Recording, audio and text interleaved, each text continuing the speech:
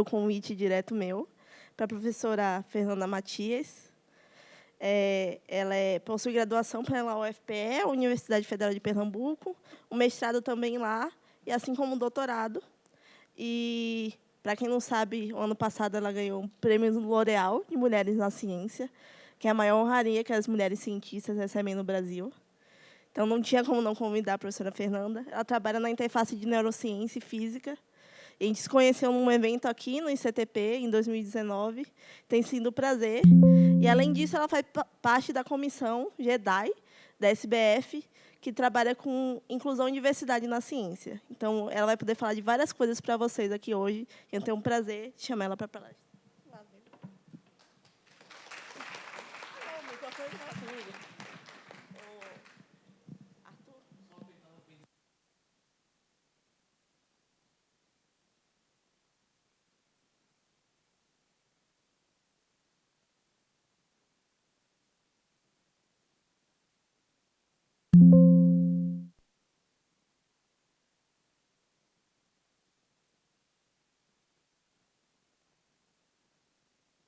Enquanto ajeitam, eu queria agradecer muitíssimo a Isla pelo convite.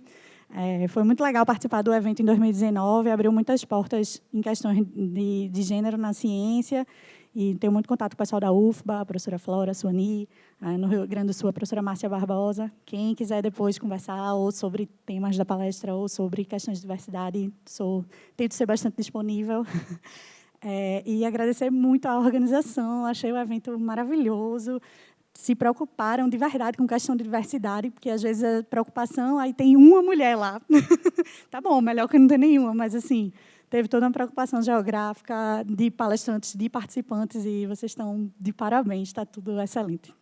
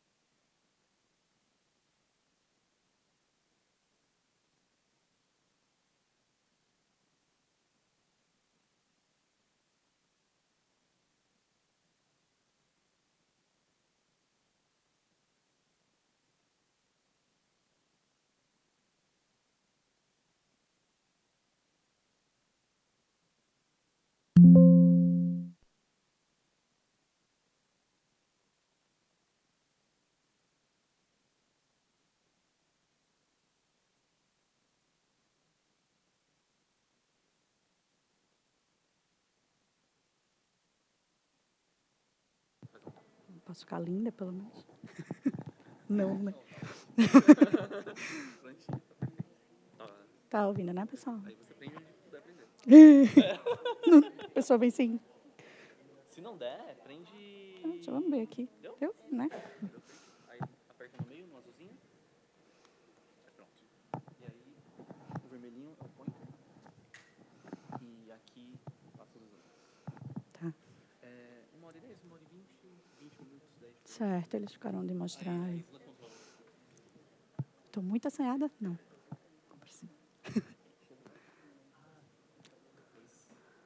Porque tá dando certo. Tá, então vou começar mostrando uma coisa que depois que vocês virem, vocês nunca mais vão desver. Então, depois que você vê, olha para aquela barra aqui em cima. Olha para essa imagem aí. Alguém está vendo? Alguém não está vendo mais? Vocês estão vendo o que está mudando cada vez que pisca?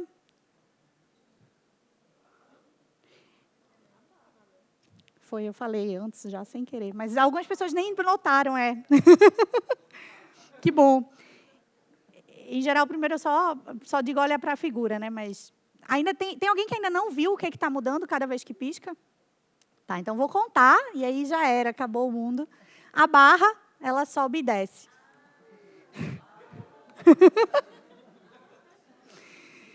E aí parece só uma coisa muito divertida, né? Tá, sei lá, que legal. E aí agora a gente também não consegue mais não perceber, e é uma coisa gigante na imagem. E, tipo, o que estava acontecendo antes? O mundo, né? A percepção, os estímulos que estavam chegando na nossa visão eram os mesmos, né? A figura estava piscando desde o começo, mas a gente não estava interpretando isso de verdade, né? Ou estava acontecendo alguma coisa no nosso cérebro que não estava percebendo. E aí depois o mundo externo continua igual, mas aconteceu uma coisa interna e aí agora a gente percebe e percebe para sempre.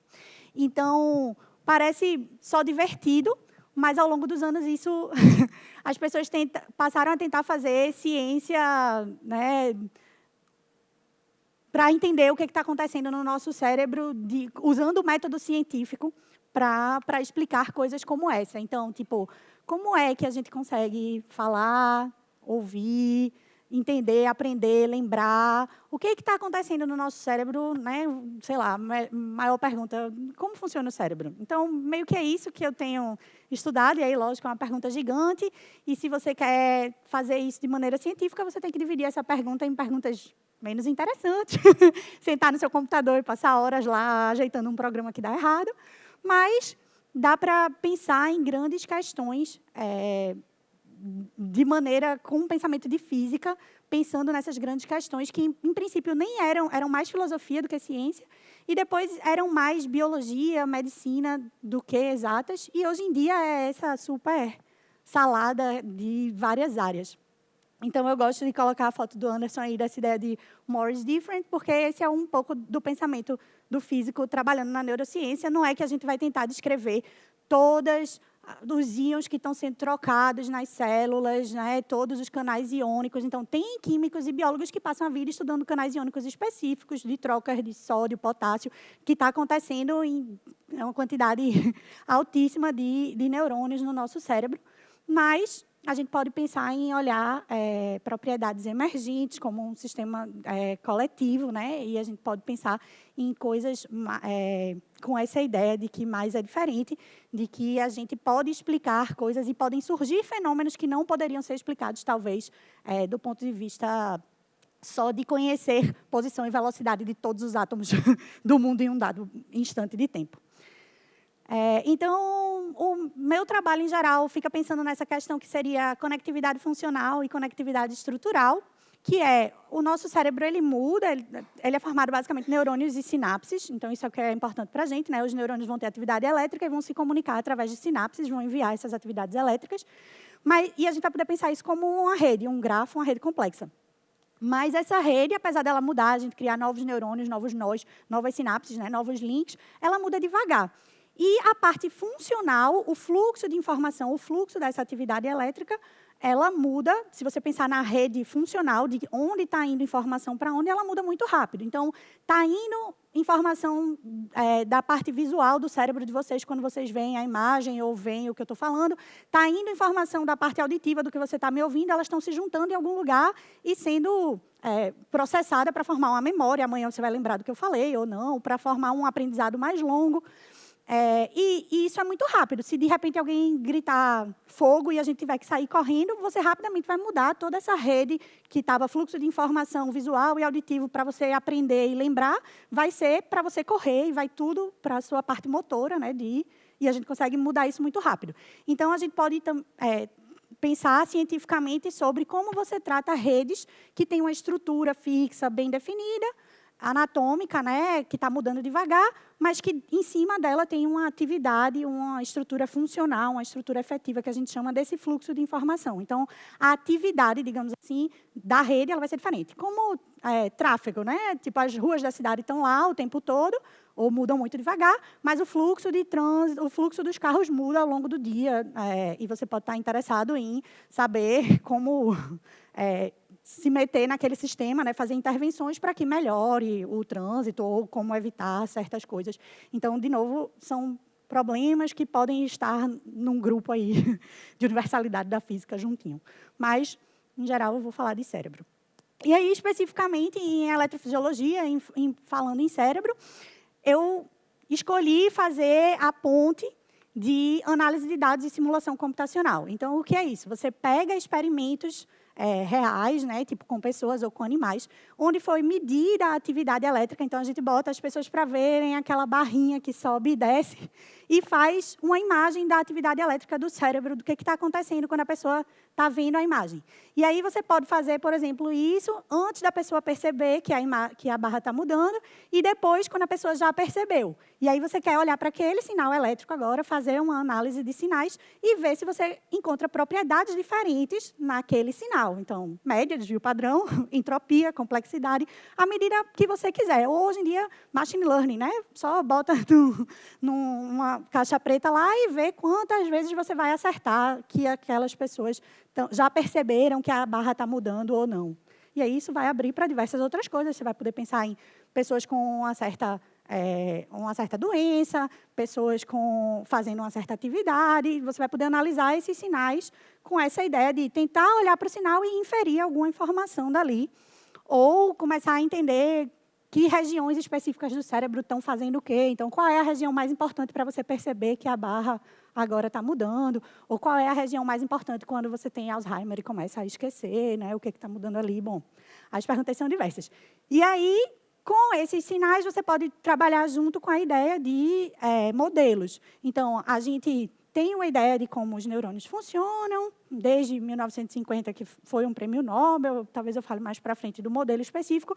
Dá para pensar no neurônio como um circuitinho elétrico de resistores e capacitores, escrever uma equação diferencial para esse circuito e resolver, tipo, fazer simulações computacionais resolvendo essas equações diferenciais para um neurônio ou para vários neurônios conectados, centenas de milhares de neurônios conectados, que você tenta reproduzir esses sinais elétricos que você realmente obteve do experimento. Então, aí você diz, será que agora no meu modelo, se eu aumentar a quantidade de sódio, o meu sinal fica mais parecido com o dado eletrofisiológico, né, de quando você estava vendo a barra? Será que se essa população estiver conectada de maneira aleatória, isso se parece mais com a realidade? Ou será que existe uma hierarquia, uma rede modular? E aí você testa o modelo, compara com os dados, pede para o grupo experimental fazer novos experimentos, tenta melhorar o seu modelo e vai nessa, né? Nunca vai ter o modelo correto. E a gente pode continuar trabalhando para sempre, achando modelos melhores para cada caso, fazendo análises de sinais em situações diferentes, e cada vez técnicas mais modernas, né, com menos ruído, animais diferentes, enfim, novas doenças. E aí, eu acabei dividindo um pouco a palestra. A ideia é que vocês se divirtam, tá? Vejam uma área diferente e tal, mas podem ir perguntando. Eu dividi primeiro numa parte dessas análises de dados, que é o que eu tenho feito mais recentemente, que é usar a teoria da informação, usar quantificadores, tipo entropia e complexidade, para analisar esses sinais. Então, eu vou falar primeiro mais dessa análise de dados, e aí, numa segunda parte, eu vou falar mais de sincronização, que são mais modelos. Mas vamos andando aí, vendo aonde eu chego. Então, nessa primeira parte, eu vou falar de um tipo de coisa que dá para fazer com esses sinais e que é mais geral do que a neurociência, certo? Então, talvez vocês tenham alguma ideia aí de, eu posso usar isso nos meus também. Quando a gente está falando de entropia, né, se a gente tiver uma rede regular, essa entropia vai dar 0. Se a gente tiver uma coisa aleatória, essa entropia vai dar 1. A gente está medindo essa desordem aqui, não preciso nem gastar muito tempo nisso. Mas se eu tiver uma coisa intermediária, como o quadro do Van Gogh, vai simplesmente dar uma entropia intermediária. Isso está me dizendo o quê, né? Então, o desenho do meu filho também estaria aqui pelo meio do caminho e eu não ia conseguir dizer muita coisa. Talvez estivesse mais perto daqui, né? Mas, não sei, vai que. Aí, qual é a ideia? Se a gente tiver agora uma segunda medida, uma coisa que você consiga definir e medir, chamar de complexidade, que, por enquanto, ainda não é tão bem definida nos termos de física quanto entropia, mas que está sendo desenvolvida e tem várias medidas ao seu gosto aí, assim como tem várias medidas de entropia também, né? em teoria de informação, mas se você consegue agora ter uma segunda medida que leva em conta a complexidade, dá para imaginar que o regular e o aleatório teriam baixa complexidade e física dos sistemas complexos, coloque o que você quiser aqui, estaria aí num lugar mais alto e você podia, talvez, comparar o quadro do Van Gogh com o seu quadro ou o do meu filho. Mas aí você também podia comparar qualquer outra coisa. Então, você podia comparar redes. E aí, a rede regular e a rede aleatória estariam aqui embaixo, mas outras redes, tipo a rede de trânsito, a rede de aeroportos, a rede cerebral, estariam em algum lugar aí pelo meio do caminho. E aí, você pode tentar quantificar. Hoje em dia, tem rede de palavras, né? Você cria um grafo com como as palavras estão conectadas ao longo de texto ou fala.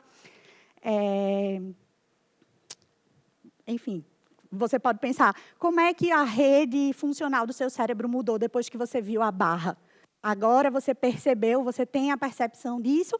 Será que a rede funcional foi alterada? Se eu medir complexidade e entropia, será que eu consigo diferenciar isso um no lugar, outro no outro?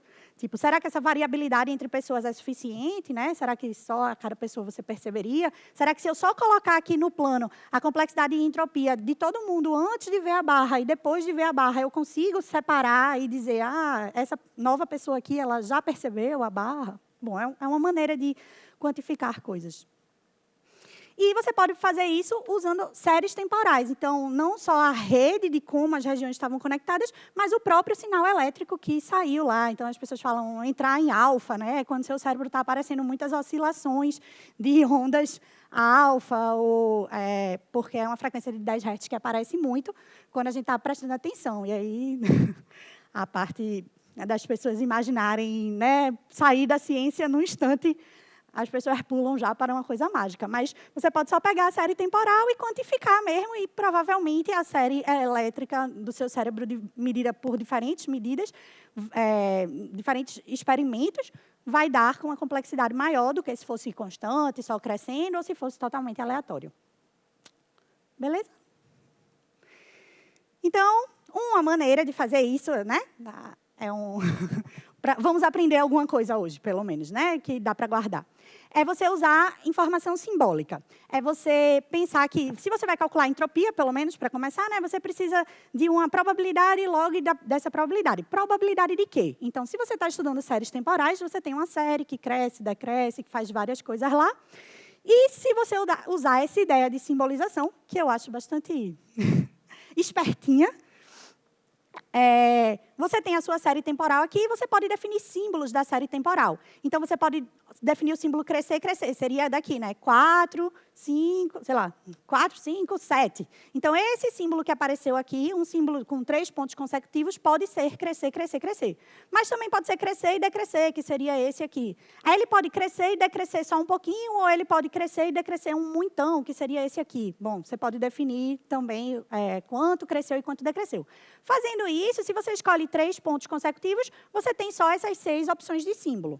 Se você escolhe mais pontos, 4, 5, 6 pontos consecutivos, você tem essa quantidade de pontos fatorial. Então, a gente aqui computacionalmente consegue trabalhar com 6 pontos consecutivos, que dá 720 símbolos. Mas, bom, agora se você tem símbolos, você consegue pegar a sua série temporal e definir uma função de distribuição de probabilidade desses símbolos. Então, agora você tem probabilidade de alguma coisa, né? A sua série, que era só uma coisa lá, crescia e decrescia, e ficava meio difícil jogar aqui o que seria a sua probabilidade. Existem várias receitas, mas essa do símbolo parece fácil de explicar. Matematicamente, você precisa definir o vetor, nananana, você vai ler os papers, aí fica, nossa, parece tão difícil. Aí você vê uma figurinha dessa aí. Deu para entender, né? Tipo, é isso, a receita é de boa. E aí você tem uma função de distribuição de probabilidade agora associada à sua série temporal, que pode ser qualquer coisa. Coloque a série da sua pesquisa aí. Pode não ser uma série temporal, pode ser uma série de outra coisa, né? Pode ser uma distribuição, uma intensidade, um espectro de corpo negro, uma distribuição em termos de comprimentos de onda. É uma série, você vai ter subidas e descidas. E aí você pode colocar aqui e você pode definir, usar a entropia, mas você pode pegar qualquer outra definição, né? Qualquer outra coisa que combine probabilidades e você vai extrair daqui. Então, existem várias medidas, vários índices de teoria da informação que usam essas probabilidades e quantificam alguma coisa. E uma dessas tentativas é essa complexidade estatística aqui, que ela é definida como um desequilíbrio, o quão longe a sua função de distribuição probabilidade está da função de distribuição equiprovável.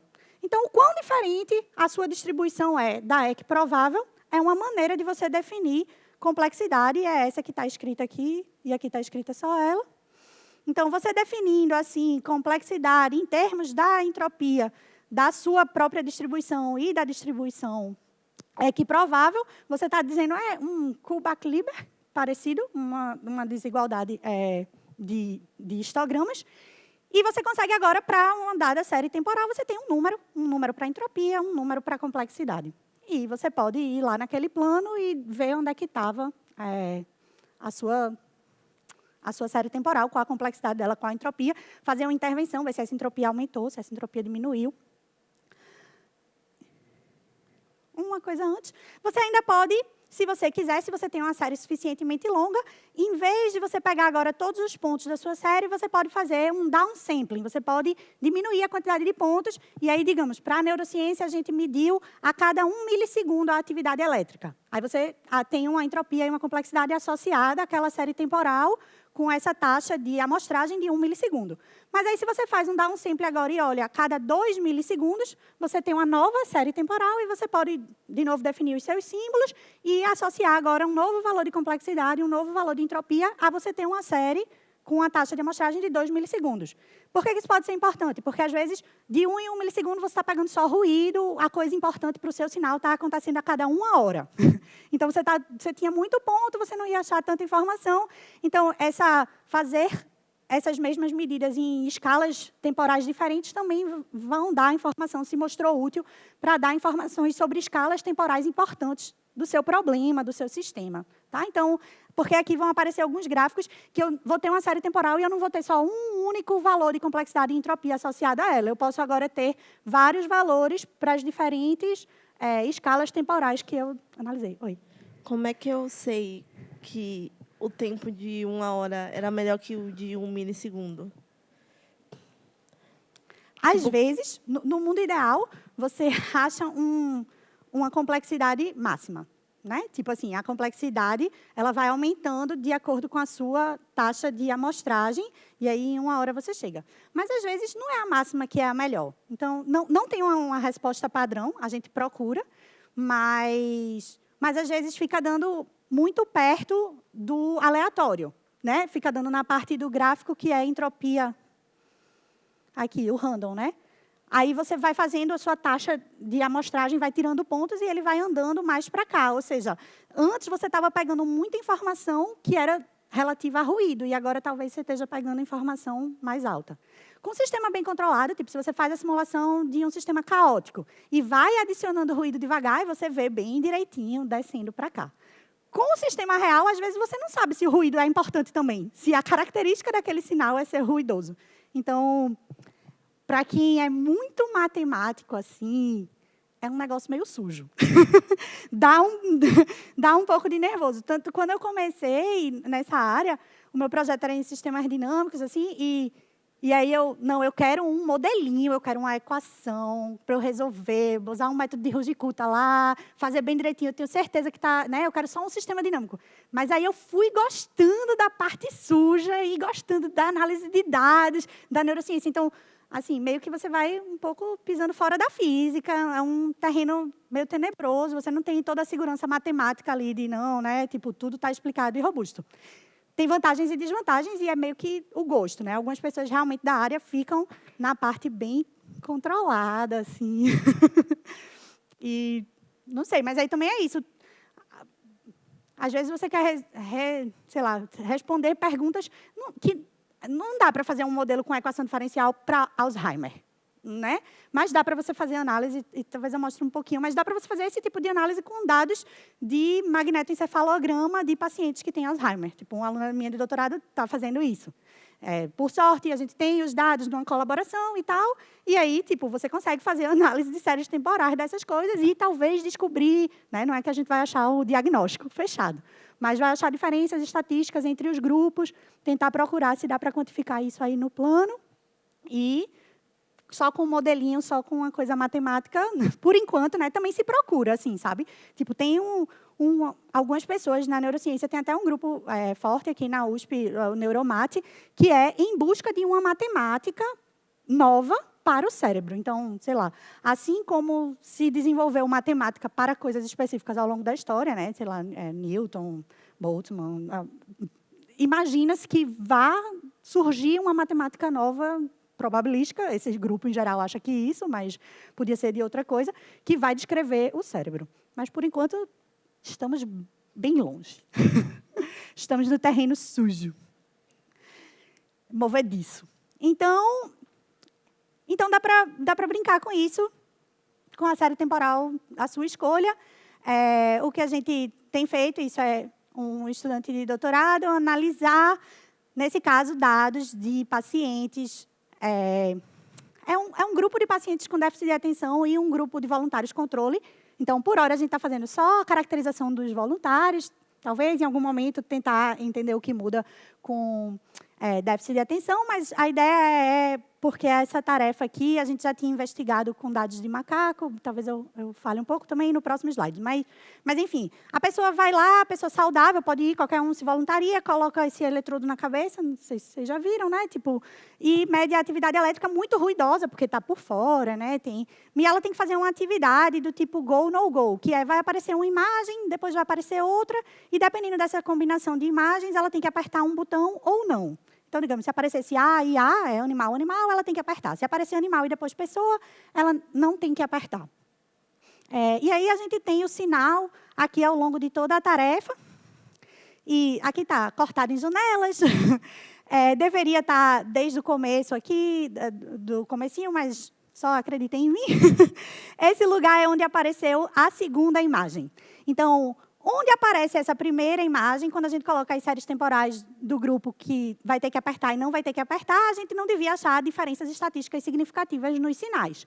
Mas depois que aparecer a segunda imagem, a gente esperava que começasse a aparecer alguma coisa. E aí, se a gente coloca nesse plano complexidade e entropia, os valores de complexidade e entropia que a gente achou depois que apareceu aqui a imagem, então a gente analisa só as séries temporais GO e, separadamente, só as séries temporais no GO, aí dá essa diferençazinha aqui. As GOs são as vermelhinhas, as no-GOs são as pretas, e os vários pontinhos são escalas de tempo diferentes. Nesse caso, por exemplo, a gente acha que a diferença é maior em uma certa escala de tempo. Então, se a gente está interessado em diferença entre duas tarefas, essa escala de tempo que a gente achou, né, o downsample melhor, foi isso. Aqui é cerca de 5 milissegundos. Mas para todos funciona. Então, nesse gráfico aqui é tal, para vários downsamples diferentes, em função das janelas. Então, assim que a imagem aparece, nada acontece. E depois de um certo tempo, isso é a distância nesse plano. Essa distância nesse plano aqui, ela aumenta bastante num certo momento para um certo eletrodo, que é esse eletrodo central aqui, e para um eletrodo visual aqui atrás, acontece um pouco antes no tempo. Para os outros eletrodos, é uma salada, varia de voluntário para voluntário, mas, assim, a gente achou, de maneira consistente, pelo menos, esse eletrodo central e esses visuais, 10 de 11 voluntários. Que dá bem direitinho, assim. Então, assim, você pode vir a usar essa ideia para separar uma tarefa e dizer, aquele trial ele tinha que apertar ou ele não tinha. E aí, antes dele apertar, né? Então, você está realmente lendo o pensamento dele. Se você segue isso online, você pode tentar dizer, ele vai apertar o botão. Então, um pouquinho antes dele apertar, o sinal elétrico já está dando sinais de que ele vai apertar. Oi.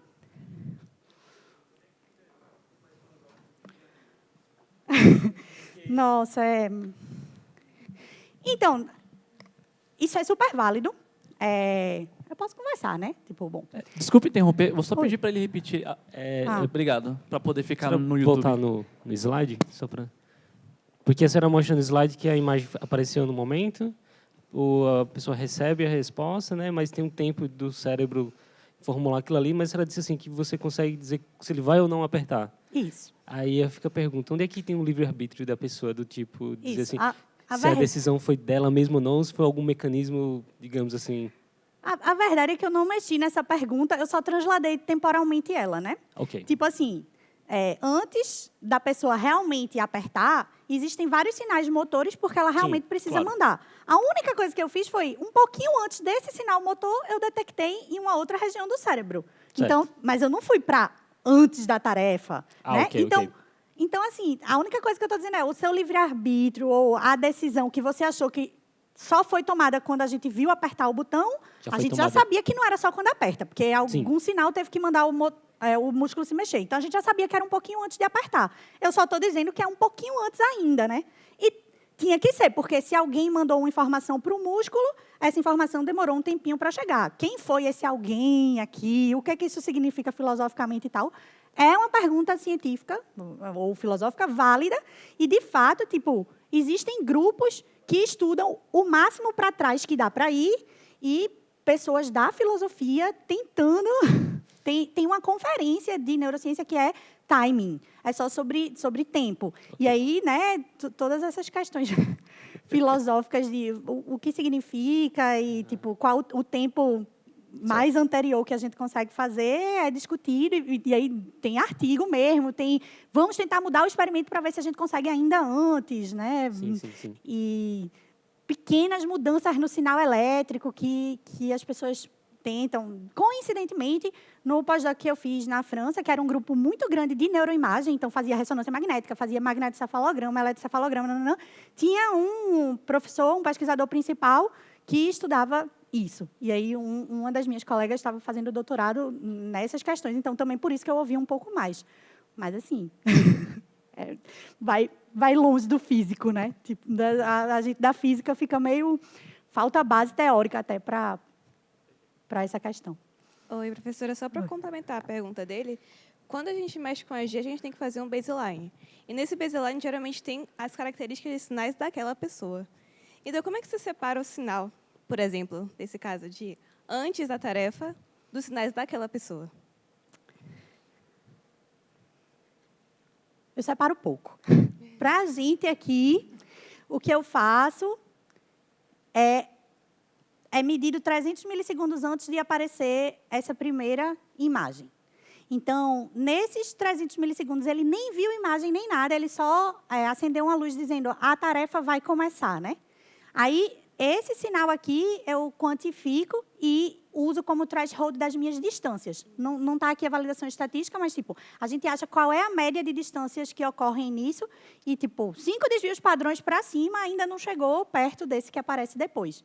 Aí a gente considera que está bem. Mas tem toda uma questão de pré-processamento e baseline de quem trabalha com EEG, né? Que, assim, dependendo do tipo de pergunta, você tem que levar isso em conta melhor. Mas como a gente quer saber quando essa distância aumentou, tipo, definir só esse threshold parece já suficiente, assim, né? E esse threshold que está acontecendo antes. Então, realmente, podia ser que uma pessoa já tivesse uma certa distânciazinha aqui antes disso acontecer, ou, aleatoriamente, essas distâncias delas chegassem em 0,04. Enquanto outra pessoa, essas distâncias nunca passam de 0,02. Mas aí também sempre é uma escolha, tipo, eu vou usar o threshold para o grupo todo, ou para individualmente e tal. Nesse aqui foi muito robusto, elas sobem muito, então está de boa. Mas tem uns experimentos que a gente está olhando que é bem difícil dizer assim, que a flutuação é enorme, a variabilidade é grande. Obrigada. É que é bem curioso. A pessoa tem como o tipo de percepção da atividade ser diferente por o sinal que você está estimulando a pessoa ser diferente? Por exemplo, uma imagem de um som? Sim. Sim, porque eu penso no sentido, vamos dizer assim, que o cérebro leva tempo para receber aquele sinal e aí tudo. E você tem uma imagem diferente de lidar de um som e até pela quantidade de informação que você passa. Por exemplo, quando você...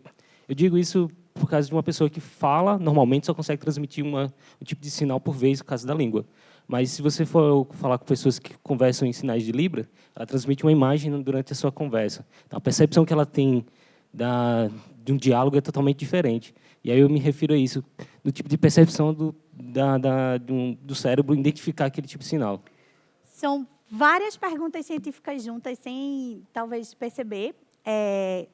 Bom, como esse grupo do pós-doc, uma base forte deles era de linguagem, então eu vi muita gente tentando definir qual é a rede cerebral que surge quando você grava os sinais em diferentes idiomas. Talvez tenha alguma coisa divertida, mas senão eu conto.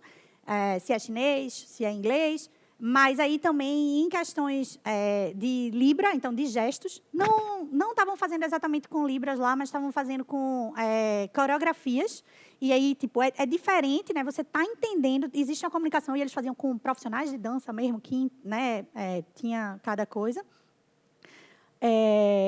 Então, podia ser nessa leva de linguagem, e aí também faziam quando você está lendo matemática, e é diferente a região que ativa. Então, apesar de você pensar que tudo é linguagem, e isso era uma questão filosófica, o Chomsky tinha colocado essa questão de será que ler matemática ou ler frases é a mesma coisa? Eles fizeram um experimento com pessoas letradas, e quando você está lendo uma sentença matemática, se você é matemático formado, né, que você é capaz de entender aquilo, sei lá, o subgrupo abeliano, não sei das quantas, significa isso. O que uma pessoa que não tem estudo de matemática não vai entender, e aqui tem estudo vai entender, dá diferente de ler uma frase sobre história, né? Os gregos trocavam peças, e, bom, enfim. E a resposta é que é em lugares diferentes do cérebro, matemática e linguagem, e que dá diferença línguas diferentes, né? Também, tipo, em crianças, até uma certa janela de tempo dá diferente, quando elas não sabem a língua, quando elas sabem duas línguas, mas depois o adulto fica mais engessado, né? Tipo, se você não aprendeu alguns fonemas, você não vai mais aprender depois de uma certa idade, a plasticidade do cérebro muda. E a outra pergunta, que aí essa está um pouco mais perto do que eu estou aqui, é se for só auditivo e visual. Nesse experimento dá para diferenciar, eu escondi aqui, mas além de go e no go, ele tinha mais esses dois outros tipos de trial, e esse quarto trial aqui é uma novidade que chama a pessoa escuta um barulho junto com a segunda imagem. Então, dá diferença, claramente, você percebe mais atividade nessas regiões que são auditórias, quando está escutando barulho, do que dos trials que não está. Então, eletrodos que estavam aqui quase não eram importantes quando eu estou comparando go e no-go, eles passam a ser mais importantes quando eu estou comparando essa quarta. Mas estava uma mistura, uma salada grande, e a gente, por enquanto, está olhando só esses dois. E, historicamente, na neurociência, córtex visual é mais estudado, porque com os primeiros experimentos, o pessoal media córtex de gato, percebeu que os neurônios ativam mais se você passa uma barra na horizontal. Tipo, tem neurônios que vão ativar quando você passa barra na horizontal. Tem neurônios que vão ativar quando você passa barra na vertical. Contraste preto e branco, cor. Então, o córtex visual é muito mais estudado, historicamente, do que auditivo. Então, meio que acaba que essas várias tarefas de psicologia e tal, não sei o quê, é mais fácil você achar informação sobre visual. Mas é isso, é diferente, e tem grupos hoje em dia, assim, vários também, é muito estudado, coisa auditiva. Então, acho que por isso, inclusive, que eles fazem os 4 testes, né? São testes padrões da psicologia. Comigo, da física, acontecem mais coisas meio por acaso, né? Tipo, um estudante foi para a banca, foi fazer Ciência Sem Fronteira, nesse grupo espanhol, que era um médico que fazia mesmo esses experimentos com crianças com déficit de atenção, porque ele estava interessado em achar, né, diferença diagnóstico e usar isso junto. E aí o estudante voltou com os dados, e aí os dados pareciam com os de macaco que eu tinha estudado no meu doutorado. Então, vamos fazer essa análise, né? Tipo, não foi uma escolha ativa, nem a gente decidiu como ia ser o experimento. Talvez, se saísse uma coisa muito incrível e tal, em algum momento, aí vamos procurar um grupo que possa reproduzir um experimento tipo esse, propor e amarrar do jeito que a gente quer, né? Mas, em geral, por enquanto, é mais barato, né, viver de base de dados abertas. Assim, hoje em dia tem várias, ou de colaborações que já estão feitas. Mais perguntas, gente? Então, vamos voltar para a Leste, depois tem mais Tá, então, só para pular terminar nessa parte, então, nesse momento, a gente está analisando vários dados diferentes, só para mostrar, spoiler, sem fotos. O prêmio L'Oréal foi por um projeto de sono, que é usar esses métodos para separar os estágios de sono, que ainda é uma coisa que não tem sido... É muito estudado, machine learning e tal, para você fazer isso online, né, que não seja só o médico dizendo em cada estágio você está. E a nossa contribuiçãozinha era, vamos olhar entropia e complexidade para esses estágios e ver se dá para separar. E aí, uma base de dados abertas de pacientes com epilepsia que tem que fazer cirurgia, aí abre a cabeça, implanta eletrodo para achar qual é a região do foco epiléptico. Em alguns lugares do mundo, tipo Canadá, Estados Unidos, Europa, eles perguntam se essa pessoa, já que ela vai estar sendo medida, ela topa fazer alguns experimentos, tipo esse go, no go, que já eram conhecidos com a EEG, e aí vamos medir agora com esse dado super limpinho de uma região bem específica e tal. Não. Enfim, aí, nesse específico, essas pessoas, enquanto estavam dormindo, então, são 1.700 eletrodos de mais de 100 voluntários, a gente junta tudo, calcula a complexidade e entropia e separa acordado de estágios de sono N2, N3 e sono REM. E aí isso se parece com outras coisas, rato, EEG e tal, então espero que seja um artigo em breve desse projeto, que foi o projeto queridinho aí da história. Então, por isso que eu mostrei, e está sendo feito por uma estudante de doutorado, que é co-orientada por mim e orientada pelo professor Oswaldo Rosso, lá em Maceió, e o Oswaldo Rosso foi quem desenvolveu boa parte dessa complexidade estatística mesmo, e por uma sorte também, porque o mundo acontece, ele é argentino, gostou muito de Maceió, ficou lá, e aí o grupo somos nós dois, mas ele já está com mais de 70, pensando em se aposentar, e eu fico, não, peraí. E a Helena, no mestrado dela, ela tinha analisado dados de macaco, fazendo aquela tarefa go, no go de antes. E aí, no do macaco, a tarefa go, no go é um pouco mais simples, porque é uma imagem só, mas aí também você não compara com ele vendo uma imagem que ele ainda não decidiu, mas a gente conseguiu separar quando era um go de quando era um no-go, em uma janela de tempo um pouco antes do artigo que usava outras técnicas de estatística bem mais simples, de média, desvio padrão do sinal e tal. Então, assim, foi a primeira... A gente mostrou pela primeira vez que esse método, numa janelinha um pouco antes do tempo, já diferenciava os tipos de trial. E tinha umas regiões... Eram 4 regiõezinhas só medida do macaco, e tinha uma região que era melhor do que as outras, mas aparecia um pouquinho em outra, enfim, que é esse artigo aqui dela. Tá, então, isso é o que dá para fazer, né? Tipo, primeira coisa, mais uma outra coisa que eu gostei muito de fazer, e aí também, que são as questões... ciência é cheia de viés e a gente acha que não, a gente acaba fazendo o que outros brasileiros fazem, a gente acaba fazendo o que pessoas conhecidas fazem, a gente acaba lembrando de convidar a pessoa que foi tomar uma cerveja com a gente, ou foi jogar futebol, aí só quem foi tomar cerveja e jogar futebol é, né, parecido. Mas, enfim, apesar de eu fazer coisas de oscilação no meu doutorado, eu vim do grupo de Recife, que era muito forte em criticalidade, a hipótese do cérebro crítico. Alguém já ouviu falar disso? Foi um negócio que, anos 90, foi moda, criticalidade auto-organizada, PERBAC. Em sistemas complexos, isso chamou muita atenção. Então, muita gente de sistemas complexos, que agora já são menos jovens, mas incêndio florestal, terremoto, avalanche em coisa de gelo, avalanche em pilhas de areia, vários sistemas complexos que pareciam coisas totalmente diferentes. Se você medisse probabilidade de ter um evento daquele com um certo tamanho ou uma certa duração, a distribuição de probabilidade, em vez de dar uma gaussiana, que é normalmente o que dá se a gente medir peso de todo mundo da sala, altura de todo mundo da sala, distribuição de peso, distribuição de altura da gaussiana, né? Todo mundo tem mais ou menos uns 70 quilos, vai ter alguém com 1,90, vai ter alguém com 1,50, não. E, bom, enfim, antes tudo era distribuição gaussiana, e aí nos anos 90 começaram a achar um monte de fenômeno que essa distribuição não era gaussiana e era lei de potência. O que é isso? A chance de você ter um terremoto na escala Richter de tamanho 7, ou de tamanho 6, ou de tamanho 5, se você plotar num gráfico log-log, vai dar uma reta. Então, ele tem uma lei de potência. A distribuição, em vez de ser gaussiana, com a exponencial lá e tal, ela vai ser um x a um certo coeficiente. E no log-log dá uma reta. Beleza? Me explico? Alguém? Eu posso pular a ordem e mostrar assim. Talvez eu devesse ter botado esse slide primeiro. Então, isso ficou famoso em sistemas complexos e as pessoas começaram a procurar em vários lugares. E aí, as pessoas encontraram em neurônios, em dados eletrofisiológicos. Se você olhar... os disparos dos neurônios. Então, aqui você tem tempo, aqui você tem todos os neurônios que você mediu in vitro, por exemplo, num potinho, ou depois fizeram na cabeça mesmo. Aí você coloca cada vez que um neurônio disparou, tipo, se o primeiro neurônio disparou nesse tempo, aí você põe um pontinho, mas o neurônio 10 não disparou nesse tempo, aí você não bota. Tipo, isso é um raster plot que você vai dizendo, teve disparo aqui, teve 3 disparos aqui, teve 0 aqui. e aí você vai colocando assim. Isso é tipo avalanche. Você vai jogando terra na pilhinha de areia, e de repente tem um avalanche, uma queda maior, ou, né, as de alpinista, de repente tem um desmoronamento de neve. Aí você conta qual a massa de neve que caiu, ou por quanto tempo ficou caindo neve. Tipo, e você diz o tamanho dessa avalanche. Aqui, o que você chama de avalanche é por quanto tempo tinham neurônios disparando, até você ter um intervalo em que eles pararam de disparar.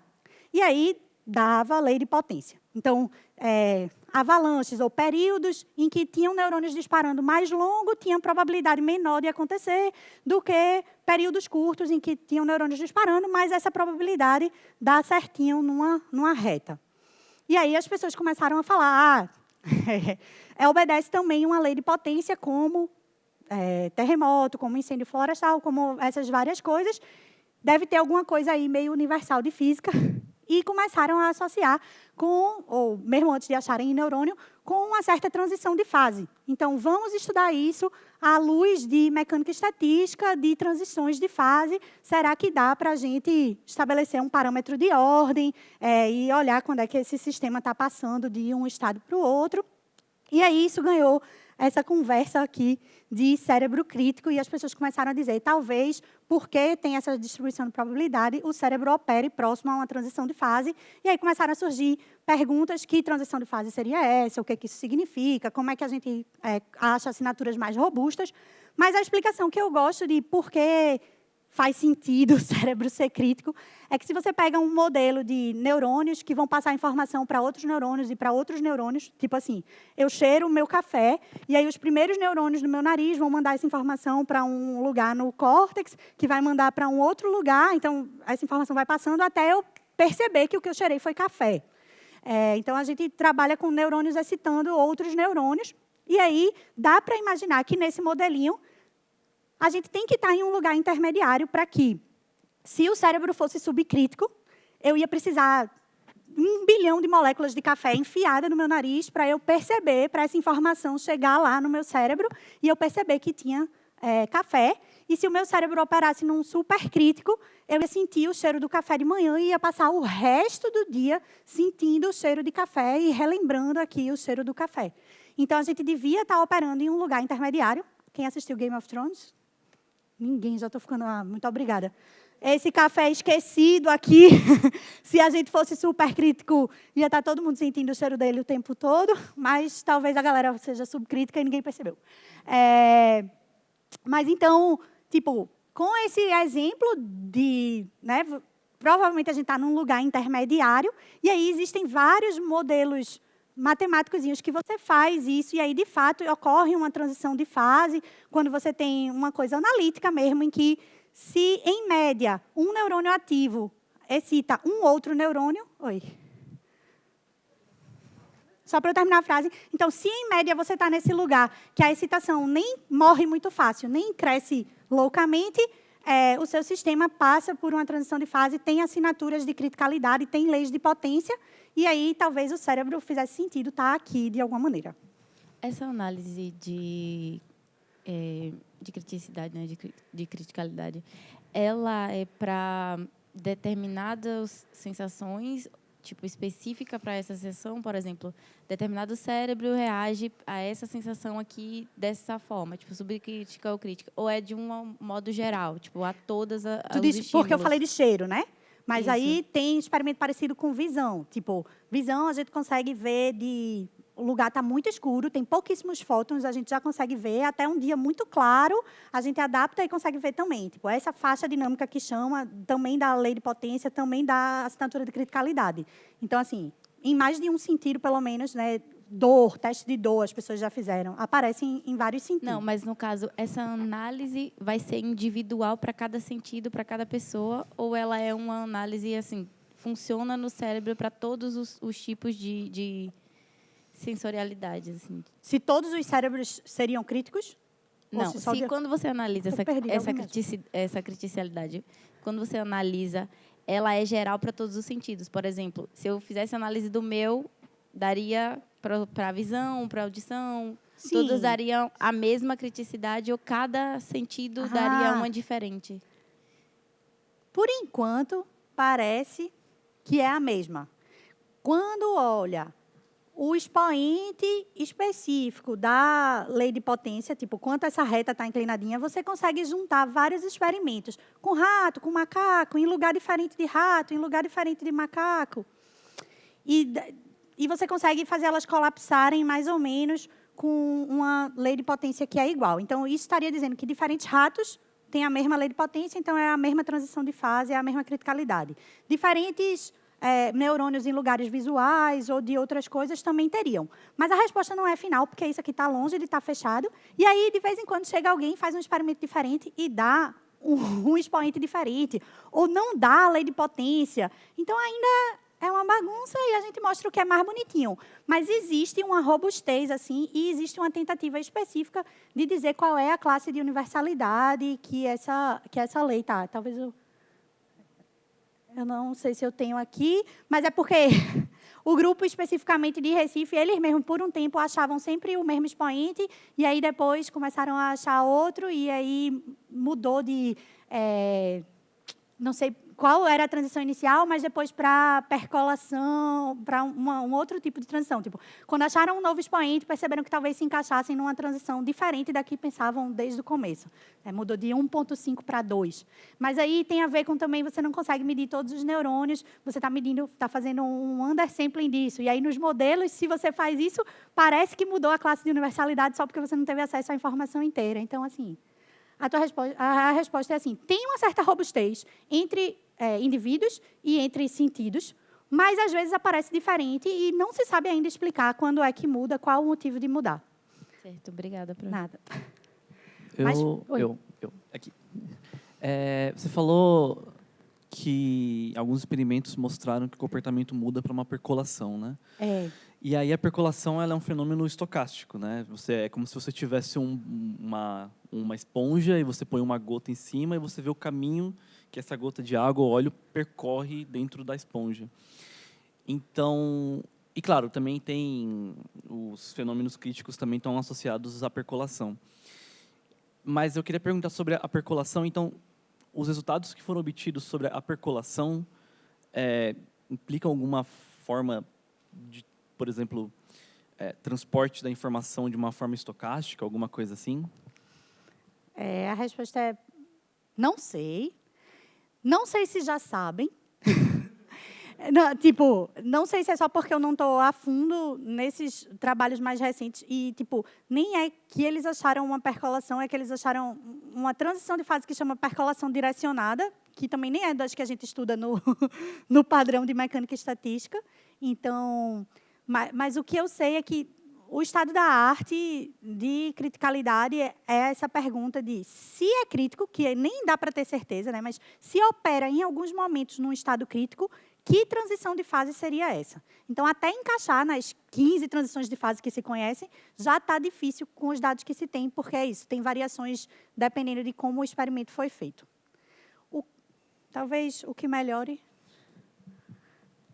Em 2019, aí, talvez seguindo os artigos que vieram depois disso, que foram os que analisaram essas classes de universalidade, esse aqui não analisou a classe de universalidade, ele só mostrou que um rato anestesiado, o cérebro dele, a atividade do cérebro dele fica variando, ele está lá anestesiado, você não está fazendo nada, e ela naturalmente vai variando para estados com mais atividade e menos atividade, e em estados intermediários, você acha assinaturas de criticalidade. Então, eu gosto muito desse resultado no sentido de que é isso. Você acha assinaturas de criticalidade às vezes, mas não é que você está lá o tempo inteiro. Então, seja porque isso é útil, seja porque é um epifenômeno que surgiu no cérebro, seja porque você precisa, às vezes, ir para essa transição, seja ela qual for, naturalmente o seu cérebro mostra várias coisas, dentre elas oscilações alfa, que não são um ponto crítico, são oscilações, são coisas diferentes. Mas você tem estados. E aí, talvez por isso que grupos diferentes fazem experimentos diferentes e, às vezes, acham a assinatura de criticalidade e, às vezes, não. Mas eu não sei relacionar com o fato de se é porque percolou essa informação no sistema, que é isso que tu está perguntando. E se, naquele momento, todos os neurônios... as pessoas olham correlações...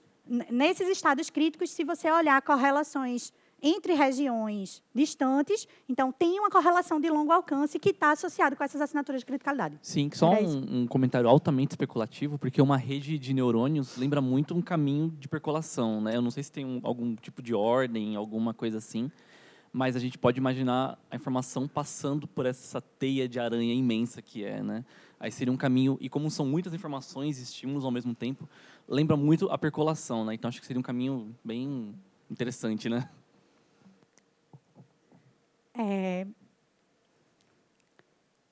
E aí, esse tipo de pergunta, em geral, não dá para ser respondida com esse tipo de experimento que está medindo só num lugar aqui. Então, as pessoas medem com magnetoencefalograma, que você está medindo ao mesmo tempo todas as regiões, e aí procuram essas correlações de longo alcance e veem que quando tem outras assinaturas de criticalidade, tipo lei de potência, aí sim você acha correlação alta entre sinais de regiões distantes.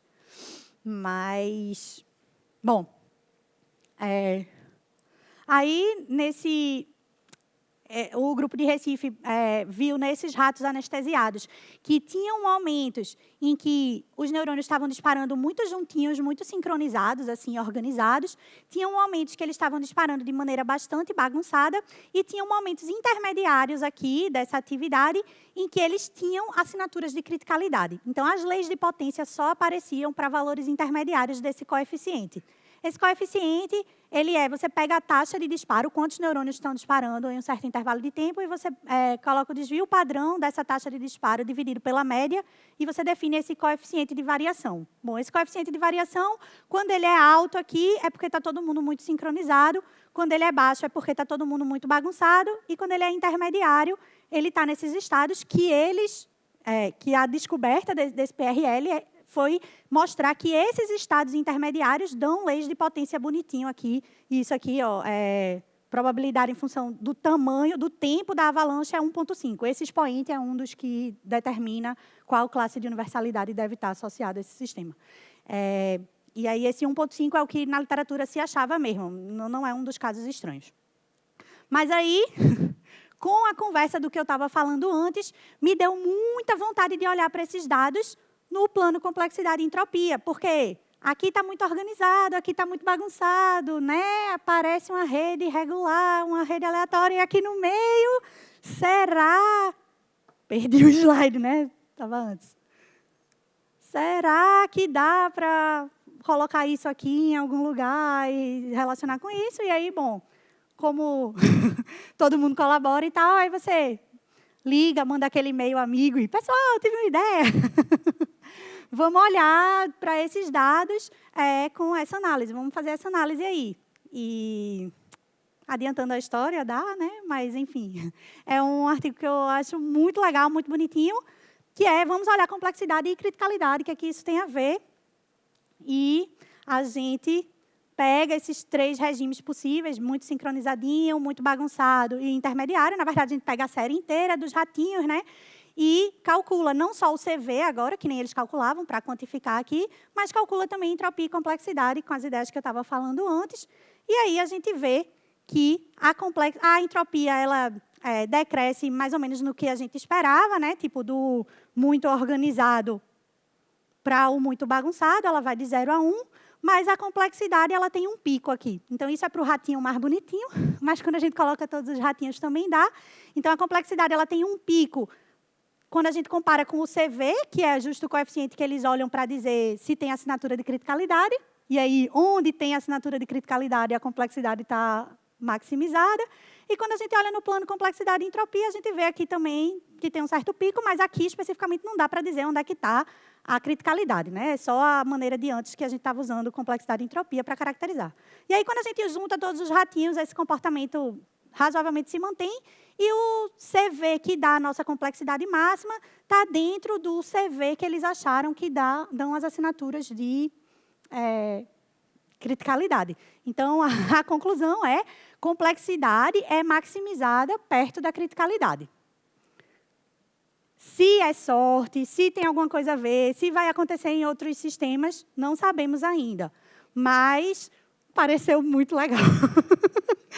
Tipo, dá um gostinho assim de... poxa, né, o cérebro está ali, perto daquilo, evolução, né, deve ser útil para alguma coisa, tipo, para que ia ter uma coisa tão complexa se ela não fosse útil? Mas, se não desse, a gente ia pensar em uma outra explicação, e né, assim que a gente segue. Mas eu achei bem legal.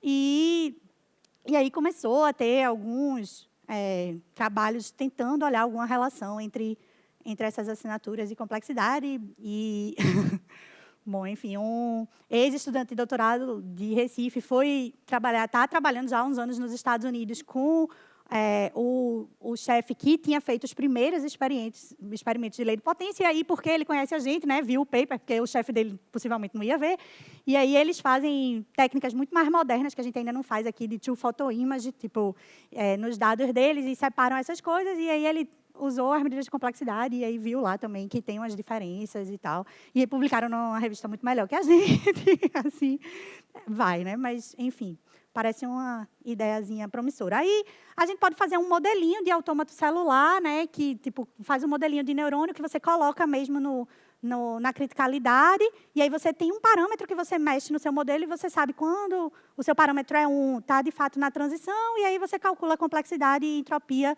do modelo e dá máximo também. Então, não foi só uma super sorte dos ratinhos. Mas, como é que eu estou de tempo? Falta 20. Beleza, então vou contando histórias, né? Pronto, então essa foi mais uma historinha que dá para relacionar com complexidade, mas criticalidade tem toda uma história aí por trás, não precisa falar de criticalidade com complexidade, foi só como eu entrei nessa história. Alguém quer perguntar mais alguma coisa?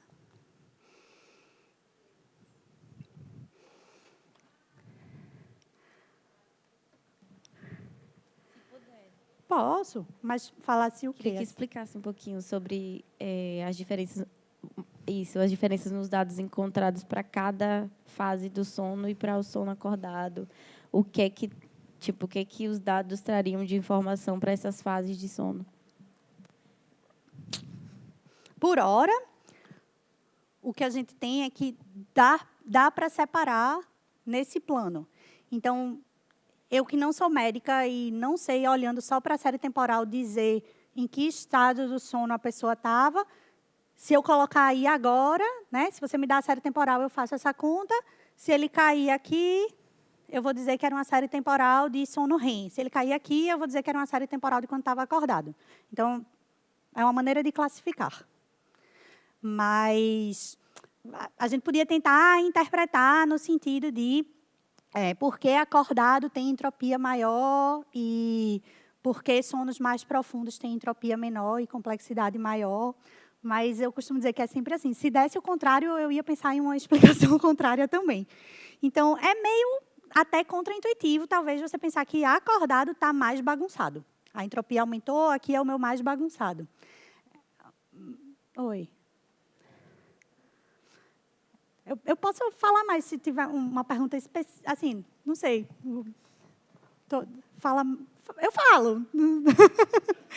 É isso. A gente, por exemplo, a gente está tentando comparar com modelinhos. Então, tem uns modelinhos de cérebro todo que você simula 60 regiões corticais, assim, e aí você mexe em parâmetrozinhos e você, no seu modelo, o modelo diz mais ou menos, agora ele está mais parecido com acordado, agora ele está mais parecido com sono profundo. Deu certo também, mas ainda não está publicado. Então, assim, aí você vai tentar ver que outros parâmetros eu mexo e anda, sabe? Mas é tudo recente, então, não sei. A interpretação, não sei ainda. Sendo bem honesta, é isso. Deu para separar, eu já fiquei muito feliz. E, especificamente nesse caso, deu para separar pegando 100 pessoas diferentes, tipo, tudo junto. Aí você fica...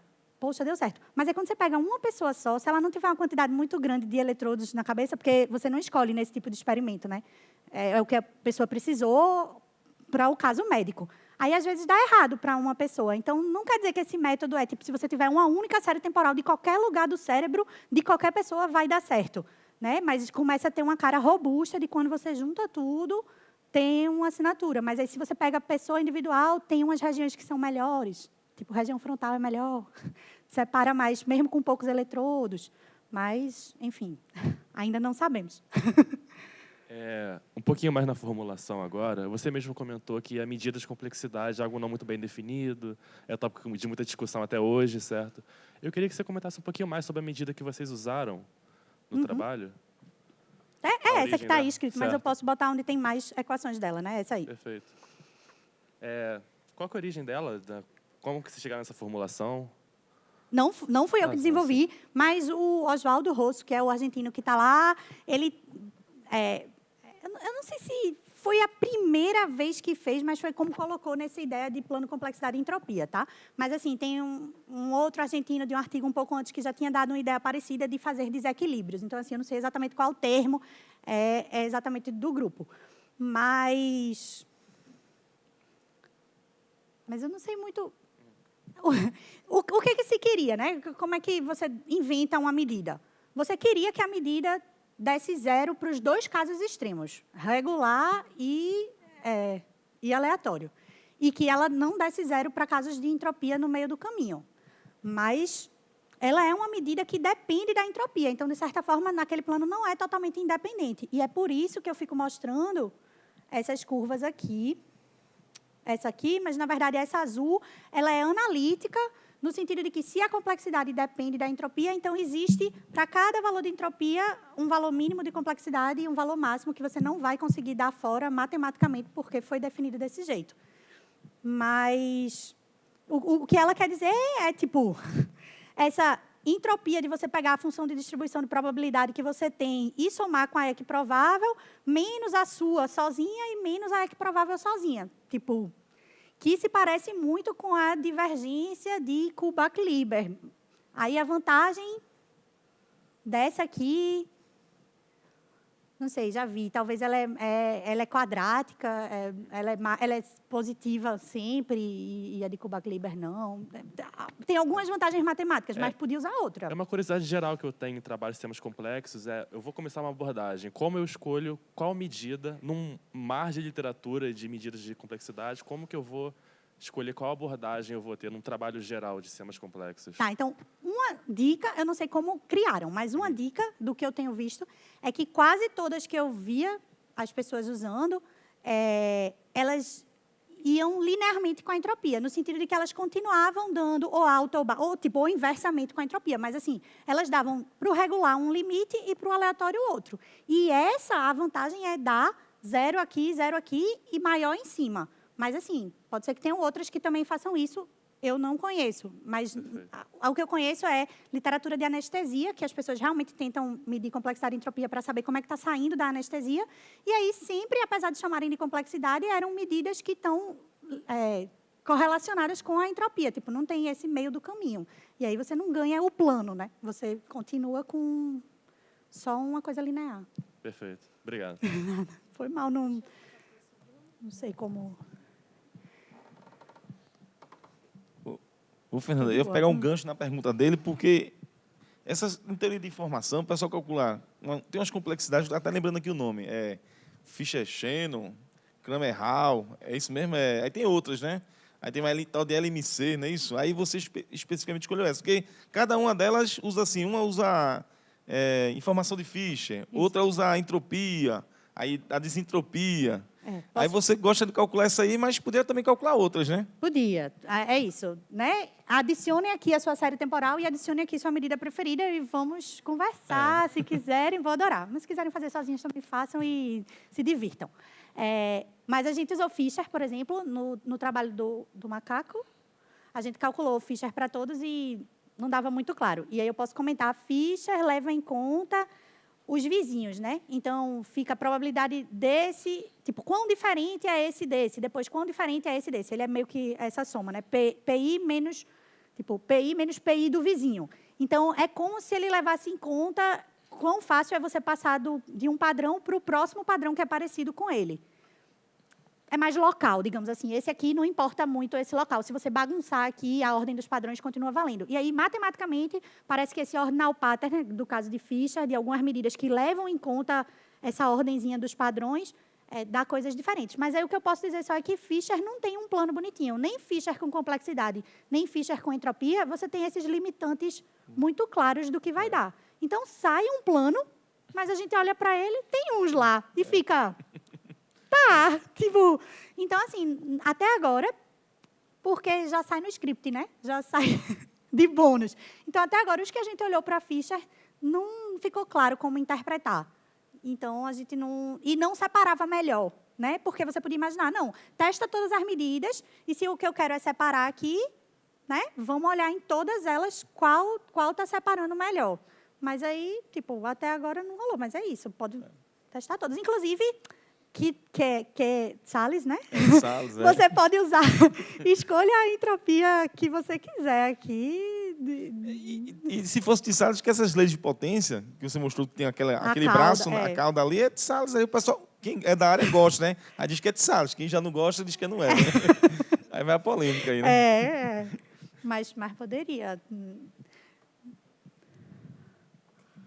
Desculpa, Fernanda. Eu fiquei curiosa, porque o departamento, assim, tem pessoas que trabalham nessa linha, né? De criticalidade.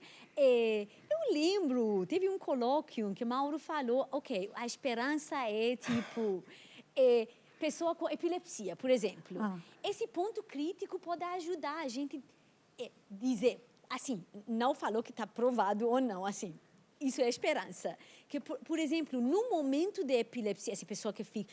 Será que o cérebro vai ficar fora de ponto crítico ou não?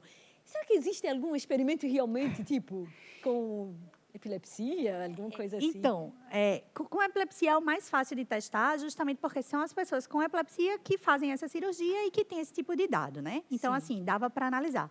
O que eu acho que ele tinha em mente falando, porque o que é muito claro em epilepsia, é muito bem conhecido, é que na epilepsia esses estados estão muito sincronizados.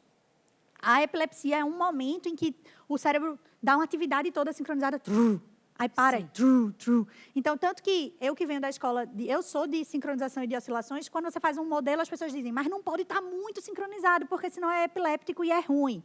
Mas, então, quer dizer que, no momento da epilepsia, ele está longe do estado crítico. Então, isso é bem conhecido, né? Tipo, quando está tendo um ataque epiléptico, ele está aqui e está longe daqui. Agora, se no normal, quando você não está tendo um ataque epiléptico, mas você tem epilepsia, o seu cérebro está um pouco mais para cá, pelo meio do caminho ou não, podia ser uma coisa a se testar, né? Tipo, como diagnóstico. Isso, Mas... Não sei, assim, exatamente em que pé está. Mas isso de epilepsia, tipo, muitos grupos de física migraram, porque é assim, em 40 anos, talvez eu erre um pouquinho os números, mas eu fui para uma conferência de um grupo grande em Marsella que fez vamos resolver o problema da epilepsia, sabe? Tipo, juntou médico e tal, nananã. E aí o professor principal, ele disse assim, eu entrei nessa história porque eu vi que em 40 anos a taxa de melhora da cirurgia de epilepsia foi mínima. Então, é assim, era perto de 50% e continuou, acho que foi de 45% para 55%, mas, tipo, em 40 anos... Você faz a cirurgia no paciente, acha que tirou o foco epiléptico e que ele vai melhorar, metade dos pacientes melhoram, a outra metade não melhora, e ninguém sabe por quê, e ninguém consegue aumentar muito essa taxa de melhora, né, com a medicina. E aí a galera disse, não, vamos testar todo tipo de método que puder para tentar achar o melhor lugar para retirar do cérebro. Ou por que algumas pessoas não adianta só retirar, digamos, você está até achando o melhor lugar, mas aquele tipo de epilepsia, porque tem vários tipos, não vai adiantar com remoção. Aí, o bônus é que, como tem muita gente estudando isso, aí, tipo, já que vai fazer a intervenção e tal, então vamos gravar e estudar outras coisas. Vamos botar esse povo para fazer continha de somar e olhar qual é a região que é ativa, vamos botar eles para ler. E aí é um monte de coisa que você não tinha acesso, né? Experimentos cognitivos que o macaco não fazia, ou até que o macaco fazia, mas que a gente faz melhor. Ou, né? Aí começou a existir esses dados. E aí, claro, né, tem toda também as pessoas que estão tentando pensar só na epilepsia. Mas, por exemplo, esses dados que eu uso já é tirando o momento epiléptico, né? Tipo assim, então, se você bota o ataque epiléptico para fazer a análise, aí já dá tudo diferente. Então, a gente está supondo que o cérebro da pessoa epiléptica, ele é ok quando ela não está tendo a crise. Mas a gente não tem um grupo controle, porque ninguém abriu a cabeça para nada. Ninguém que não tinha epilepsia fez o experimento, né? Então... Não sei se eu respondi, mas... 10 minutos. Pronto, essa era a metade da apresentação. Mas é assim, né? Era o objetivo. Eu estou de boa. Você escolheu a Bíblia. Oi? Não, mas eu não vim com, né? Tipo, eu botei aí porque é melhor sobrar, né? Imagina, eu acabava aqui com 40 minutos e ficava, então. Quer mais? Ah. Pronto, então a gente podia meio que esquecer essa história toda, né? Tipo, isso aqui foi o começo do meu doutorado. Eu, né, não sabia nada dessa primeira parte da apresentação ainda. Nunca tinha ouvido falar de complexidade. Tinha ouvido falar de criticalidade porque o grupo que eu fui trabalhar era especialista nisso, mas, assim, não foi o que eu fui trabalhar no começo. E o que a gente tinha... Eu vou contar a história do jeito bonitinho e já eu conto a verdade. Não, brincadeira. É o seguinte, vou contar do jeito bonitinho e enganar vocês. E vou mostrar para vocês que a ciência, a gente não tem como saber qual vai escolher primeiro. O macaco estava lá fazendo o seu experimento go, no go, dependendo da imagem que ele visse, ele tinha que apertar ou não. De um PNAS de 2004, que, na verdade, eu descobri depois que o experimento tinha sido feito antes de eu nascer, mas parecia uma coisa muito moderninha. PNAS, 2004, eu estava começando o doutorado lá em 2010.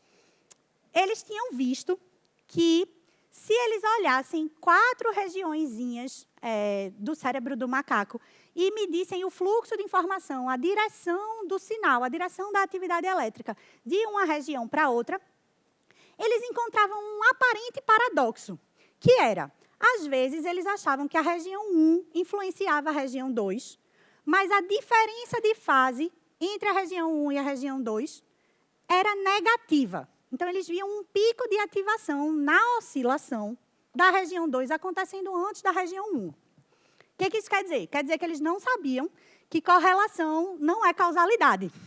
Só que em neurociência muita gente não sabe ou muita gente não olha para isso.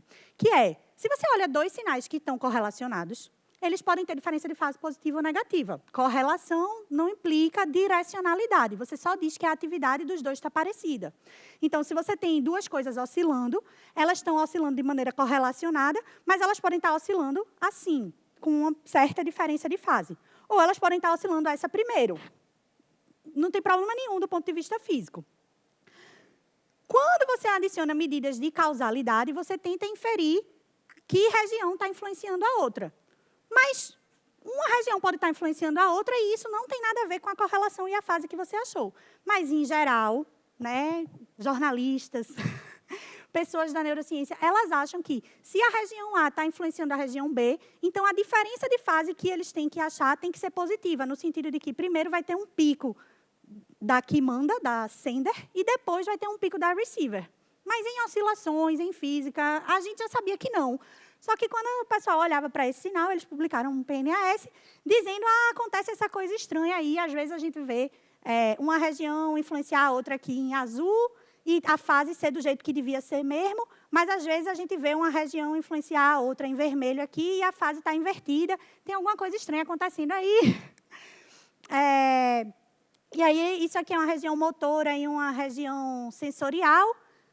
Essa aqui é motora e essa aqui é sensorial. Então, a sensorial está mandando informação para a motora, que fazia sentido com a tarefa. O macaco está vendo uma coisa e tem que mandar informação para a motora, mas a motora ativava antes da sensorial.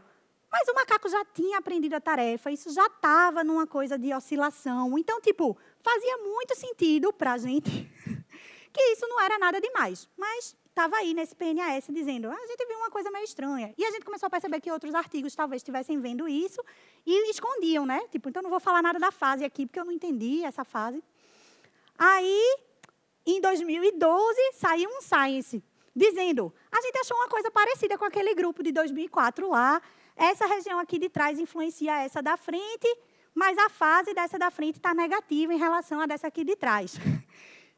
A gente não entende bem, mas está consistente com aquele PNAS, então está tudo certo, não vamos falar muito sobre isso. Então, tinham esses 2 resultados, assim, digamos, em artigos grandes de neurociência, que relacionavam essa direcionalidade do fluxo de informação com essa fase negativa. Está muito abstrato isso do que é essa direção? Está dando para entender? Vamos ver se com o modelo... O que a gente fez? A gente disse, isso a gente entende faz sentido. Vamos fazer um modelo e mostrar que no modelo acontece isso naturalmente. Então, se eu fizer um modelo de neurônios que eu coloco uma população bem grande influenciando a outra população, e no meu modelo eu tenho certeza que não tem sinapses voltando, que é só uma informação unidirecional, dependendo dos meus parâmetros, eu posso mudar a fase entre eles e eles vão sincronizar, às vezes com fase positiva, às vezes com fase negativa, e está tudo certo, está dentro do esperado em sistemas dinâmicos. Isso não vai ser instantâneo, não vai violar causalidade, vai levar um tempo para chegar nesse estado. E aí, vou pular essa parte, isso também tem a ver com diversidade de fase, porque se você pode ter fase positiva ou negativa, você pode ter diversidade, mas isso também tem a ver muito com um resultado de 2000, chamado sincronização antecipada, que essa história da fase aí, de acontecer antes, ela pode acontecer mesmo quando você não tem oscilação. Aí isso é um pouco mais contraintuitivo, mas matematicamente tinha sido mostrado que podia acontecer. Que se você tem dois sistemas dinâmicos, então dx, dt, dy, dt, mesmo que eles sejam descritos por mais equações diferenciais, cada um deles, que são descritos pela mesma equação diferencial, então pela mesma função, mas o segundo, ele recebe informação do primeiro, aqui, de alguma maneira, e ele recebe uma informação dele mesmo com um tempo de atraso. Se você tem um sistema dinâmico que é descrito por esse conjunto de equações, uma solução trivial desse sistema é se esse terminho aqui for igual a esse termo, porque isso se cancela, fica simplesmente x ponto igual a f de x, y ponto igual a f de y. Se em um dado instante de tempo eles forem iguais, eles são iguais para sempre. Então, se eles estão sincronizados em um instante de tempo, eles estão sincronizados para sempre, se esses dois termos se cancelarem. Quando é que esses dois termos se cancelam? Quando x de t é igual a y de t menos td. Se eu adicionar td aqui e td aqui, eu estou dizendo que y de t, esse some, é igual a x de t mais td. Então, eu estou dizendo que x no futuro é igual a y agora. Então, essa equação diferencial com atraso, esse conjunto de equação diferencial com atraso, tem uma solução matemática que diz que o receptor pode prever o que o transmissor vai fazer no futuro. É não intuitivo, mas matematicamente é muito simples, e matematicamente mostraram que é robusto para valores bastante altos disso aqui, só estabilidade do coeficiente de Lyapunov, tipo, dá para fazer todas as continhas direitinho, e essa solução chamada sincronização antecipada estava sendo estudada e medida em circuitos eletrônicos, em laser semicondutor. Tipo, você constrói o seu aparato experimental de uma maneira que você sabe como você descreve um, sabe como descreve outro, e você acopla eles dois com esse atraso, que não é nada trivial, mas que é bastante factível e já era estudado, né? Se chama uma área de equações diferenciais com atraso. E aí, essa solução não intuitiva aqui era encontrada, mesmo sendo uma região mandando para outra, não só a fase, mas também esse tempozinho de resposta, ele pode ser negativo. A turma da neurociência pirava, né? Porque nessa parte eles já se perdiam. Mas, enfim, a gente decidiu mostrar que não só aconteceria porque causalidade e correlação não são a mesma coisa, mas também porque matematicamente existia uma maneira de você descrever o sistema em que essa fase negativa não intuitiva ocorre, é possível, é matematicamente possível, desde que não seja desde o primeiro instante de tempo, desde que o seu sistema vá para essa solução.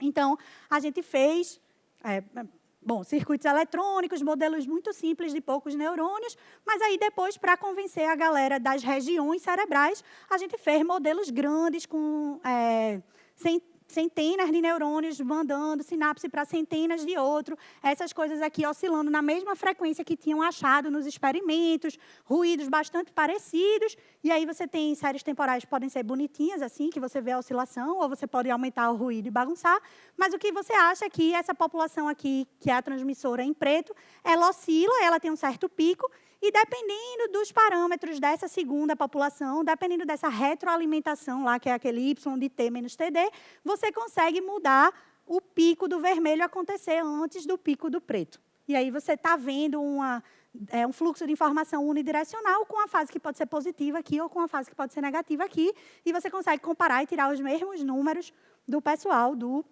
experimento. Então, não vou entrar em detalhes. Como a gente faz essa medida de unidirecional, causalidade de Granger é uma coisa também que você pode aplicar em seus dados sem ser de neurociência. Ele era de economia, mas não vou falar agora, pelo menos. Mas aí a gente comparou, tipo, isso aqui são os dados de macaco, né? Escreveu para o grupo, pediu os dados, ajustou os nossos parâmetros do modelo para ficar muito parecido com os dados dele e encontrou coerência entre as duas populações na mesma frequência, então elas estão oscilando sincronizadas em torno de 20 Hz, e encontrou essa causalidade de Granger numa direção só, como tinha que ser no nosso modelo, porque só existia uma, mas também nos dados dele, indicando que só essa região 2 influenciava a 1, mas a 1 não influenciava a 2, e mesmo assim a gente acha diferenças de fase que estão relacionadas com diferenças temporais da mesma ordem aí de -8 milissegundos. Ou seja, a gente propôs um modelinho para mostrar que, olha, isso que vocês estão vendo é natural e pode estar acontecendo no cérebro por diversos motivos, durante diversas tarefas cognitivas, mas pode ser explicado à luz de sincronização antecipada ou correlação e causalidade, e está tudo bem, mas no modelinho funciona e você pode explorar parâmetros do seu modelo, quando é que tem sincronização antecipada, quando é que não tem. E aí, depois, você pode olhar dados de EEG em humanos e ver que, de fato, entre essas várias regiões, você encontra fluxos unidirecionais e você encontra fases positivas às vezes, fases negativas às vezes. Que horas são? Acabou já? Super, né? Então, pronto. E aí, você tem trabalho para fazer, né? Enfim, de pesquisa. E esse é o grupo da gente que tem feito a maioria dos trabalhos que eu mostrei aí. Esse é o Oswaldo Rosso, o argentino, que eu falei que desenvolveu o método. Esse aqui é o grupo da gente, antes da pandemia, nova cara, tem alguns que mudaram. Isso aqui foi uma visita que a gente fez ao grupo lá da UFPE, exatamente antes da pandemia, em 2020, no Carnaval. Uma boa época para visitar Recife. Essa é a Nastra, a pós-doc que fez os resultados, tirou os resultados da parte de complexidade e criticalidade, que foi... gostei muito de trabalhar com ela e tudo. Essa é a Helena, que eu comentei, a doutoranda que está tratando os dados de sono. Bom, são alunos de iniciação, mestrado, doutorado. Maceió é massa, quem quiser vir visitar. E... não sei se são os agradecimentos, tem spoiler de hoje de tarde, grupos de colaboradores e redes de apoio para mulheres na ciência, mas eu vou falar mais à tarde. E acho que é isso. De tarde, valeu.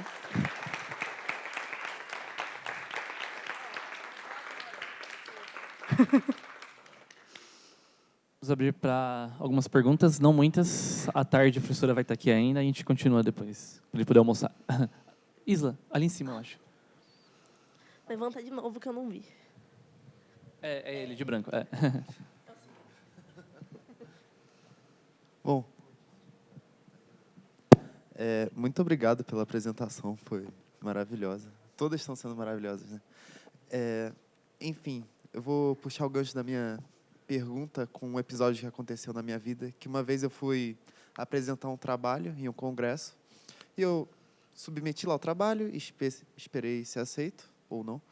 E no último dia da inscrição, eu fui entrar no site, aí eu verifiquei que eu tinha que mandar um documento sobre atestando que o meu trabalho ele passou por um crivo de ética. E eu fiquei pensando, que estranho, eu trabalho com buraco negro, fazendo continha de buraco negro. Como eu posso violar uma questão de ética com o meu trabalho? Enfim.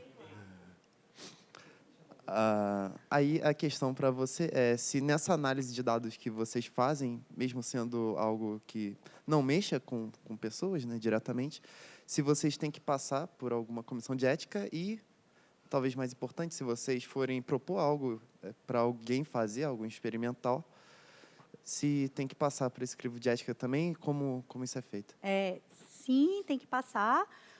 O que acontece com o meu grupo é que a gente já analisa dados que já passaram, né, que, em geral, já foram publicados. Então, por exemplo, o professor Pedro Carelli, lá em Recife, ele tem um biotério de ratos. Para criar os ratos, antes de fazer o experimento, já precisa um comitê de ética da universidade aprovar e tal. Depois, cada tipo de experimento que vai fazer, então, sei lá, algumas coisas, quando você pede os dados, já vem com esse papel dizendo que foi aprovado pelo comitê de ética.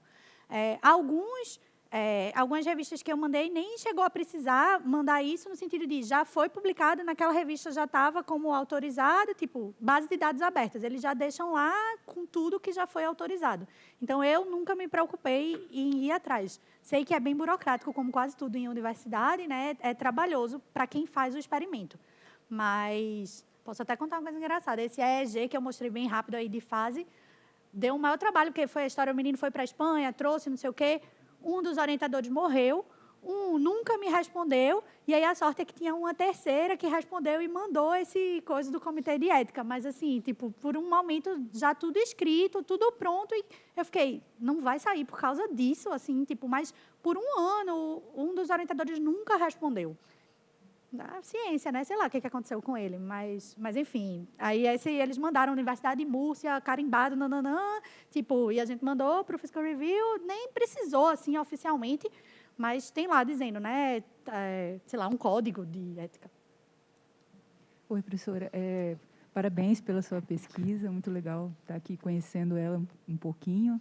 E eu queria saber se vocês precisam pagar por esses dados. Assim, né? Como é que é feito? Se todos eles vocês têm que pagar ou se tem alguns que são doados? Eu nunca vi um específico que pague.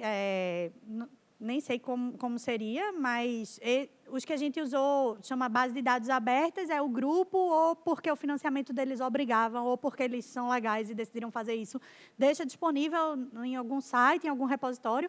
Algumas universidades grandes deixam disponíveis os dados, ou você entra em contato mesmo com a pessoa e faz uma colaboração, e ela diz, vou entrar no seu artigo. Aí, tá certo. Mas eu não vi nenhum assim que você pagasse pelos dados já feitos. Tem uns que você paga, mas eu não sei bem como funciona, para fazer o experimento. Então, nesse centro de neuroimagem que eu estava, você tinha que, se você quisesse fazer um novo experimento, fazia uma conta de quanto ele é e você tinha que colocar isso dentro de algum projeto que tivesse aquele dinheiro para pagar, né, sei lá, tantas horas de ressonância magnética, custa 1.000 euros, muito mais. Mas aí você tinha que dizer de onde é que ia sair esse dinheiro, se era, né, do meu chefe de lá, se era do meu grant do CNPq aqui. Então, você paga se for fazer um experimento novo, mas eu nunca tive dinheiro de projeto para isso, então eu nem sei exatamente como funciona. Eu uso só os grátis. Eu queria saber também, não sei se você falou, talvez eu tenha me perdido, sobre a questão de vocês pegarem dados tanto de ratos, né, macacos e seres humanos. Vocês fazem correlações entre esses dados, só por diversão, como você disse, ou se realmente é relevante para alguns dos experimentos que vocês estão pensando, ou se faz tudo separadinho mesmo para pegar a técnica e depois fazer as aplicações? É ótima a pergunta. Tipo, até agora não teve... É porque é difícil achar como correlacionar. Então, até agora foi assim, as coincidências, né? Eu tinha primeiro publicado de macaco, analisando essa diferença de fase positiva e negativa. Aí, só tinha o de macaco nessa época. Aí, a gente achou esses de humanos fazendo uma tarefa muito parecida. Aí, foi um outro artigo que só citava esse do macaco. E como era EEG e o do macaco era intracraniano, não dava para comparar exatamente a mesma região. Aí, como o Recife tinha os ratos, a gente escreveu um projeto e propôs realmente fazer o mesmo experimento que o macaco tinha feito com o ratinho e tentar comparar, inclusive, regiões parecidas. Deu nada certo até hoje, já tem 10 anos. Assim, muitas coisas, né, vão dando diferente, porque o rato não aprendia a mesma tarefa do macaco. Então, a gente mudou um pouco a tarefa. E aí, depois, tipo... a região que para o rato funciona e a frequência de oscilação que para o rato aparece não é a mesma do macaco. E aí o pós-doc foi embora, e aí veio a pandemia. Então, assim, a ideia é sim, dá para comparar em algum momento, mas a gente faz física e estatística, né? A gente vai tentando vários projetos e alguns vão dando certo, mas ainda não deu. Ainda não tem nenhum artigo que tem mais de um animal junto. Espero que esse do sono, mas que também, bom... Mais perguntas? Podemos. Não, foram muitas, né? Durante a apresentação já acabou a fonte. Então, vamos agradecer de novo a professora Fernanda.